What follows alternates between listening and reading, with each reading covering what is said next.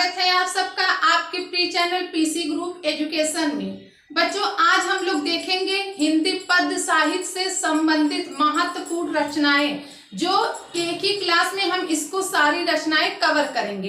तो आपके बोर्ड के एग्जाम में ये रचनाएं बहुत ही महत्वपूर्ण है, यहीं से पूरे चांस बन सकते हैं आप लोग के क्वेश्चन आने के लिए। तो स्टार्ट करने से पहले अगर मेरे चैनल पे आप नए हो तो चैनल को सब्सक्राइब कर लीजिएगा, वीडियो को लाइक कर दीजिएगा, बेल आइकन को प्रेस कर दीजिएगा। चलिए स्टार्ट करते हैं, देखते हैं। तो देखिए, पहले हम लोग को जानना है काल। ये 4 काल है, पहला, दूसरा, तीसरा और चौथा। तो देखिए ये 4 काल है। तो देखिए हिंदी पद्य साहित्य में ये 4 काल है: आदि काल, पूर्व मध्य काल, उत्तर मध्य काल, आधुनिक काल।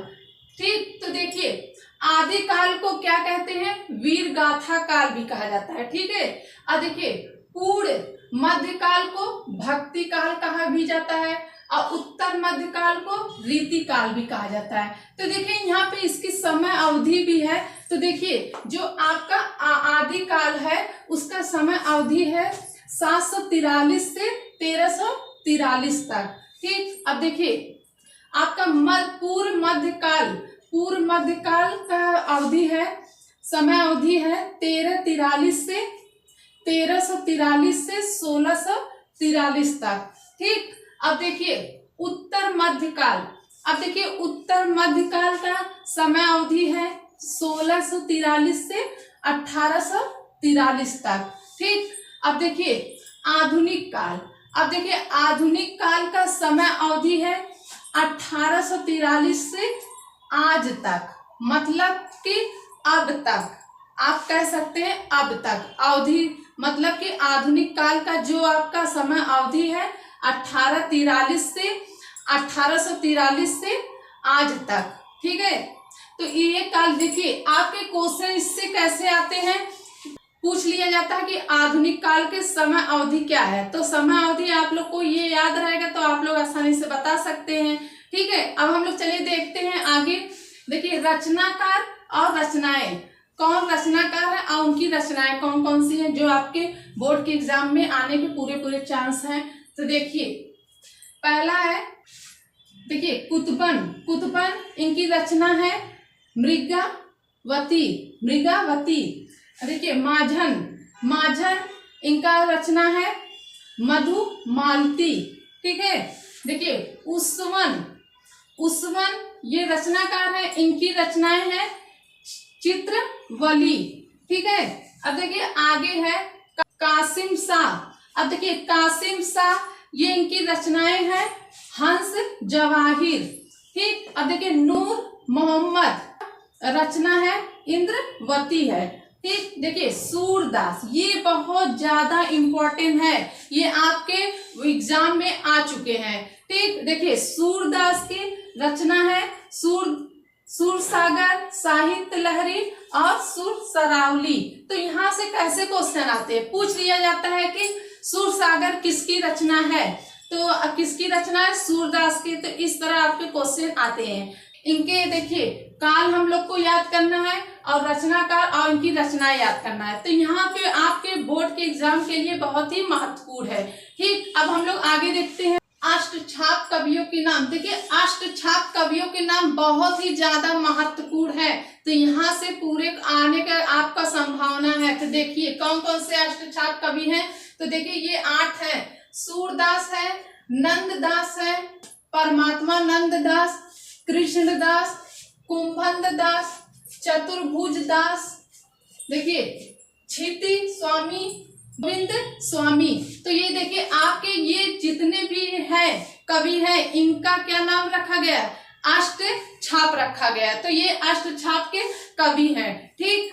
अब देखिए आगे है रीतिकाल के प्रमुख कवि और उनकी रचनाएं। अब जो रीतिकाल के कवि और उनकी रचनाएं हैं चलिए देख लेते हैं। देखिए आपके रीतिकाल के जो है पहले अब नंबर पे आते हैं केशवदास का रचना है रामचंद्रिका और कवि प्रिया। ये देखिए बहुत ही ज्यादा इम्पोर्टेंट आपका ये है।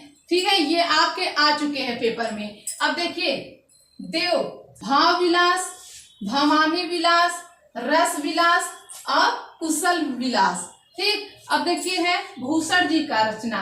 अब देखिए भूषण जी की रचना है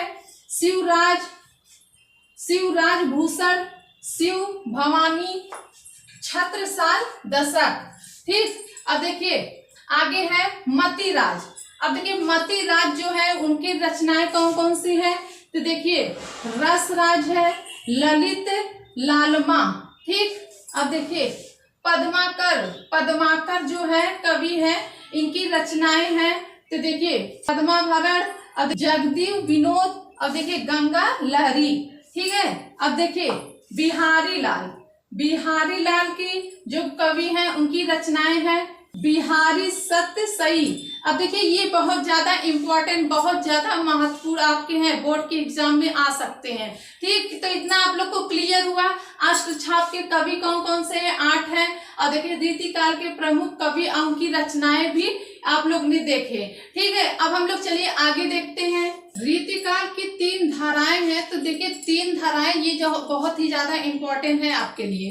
तो देखिए पहला है रीतिबद्ध काव्य धारा, दूसरा है रीति सिद्ध काव्य धारा, तीसरा है रीति मुक्त काव्य धारा। तो ये देखिए 3 रीतिकाल के ये 3 धाराएं हैं। ठीक है, अब देखिए रीतिकाल को और क्या कहा जाता है, तो देखिए मिश्र बंधुओं को क्या कहा जाता है, अलंकृत काल कहा जाता है। ठीक है, अब देखिए विश्वनाथ प्रसाद मिश्र को क्या कहा जाता है, श्रृंगार काल कहा जाता है। ठीक, अब देखिए रमा शंकर शुक्ल रसाल को क्या कहा जाता है, कला काल कहा गया है। ठीक, तो देखिए इतना आप लोग को क्लियर हुआ कि रीतिकाल के 3 धाराएं हैं, तो तीनों धाराएं आप लोग को याद होना चाहिए, आप लोग के बोर्ड के एग्जाम के लिए बहुत ही महत्वपूर्ण है। अब हम लोग चलिए देखते हैं आगे प्रमुख कवि और रचनाएं। अब देखिए प्रमुख कवि जो है और उनकी रचनाएं ये कौन से युग के हैं, तो देखिए भारतेंदु हरिश्चंद्र किस युग के हैं,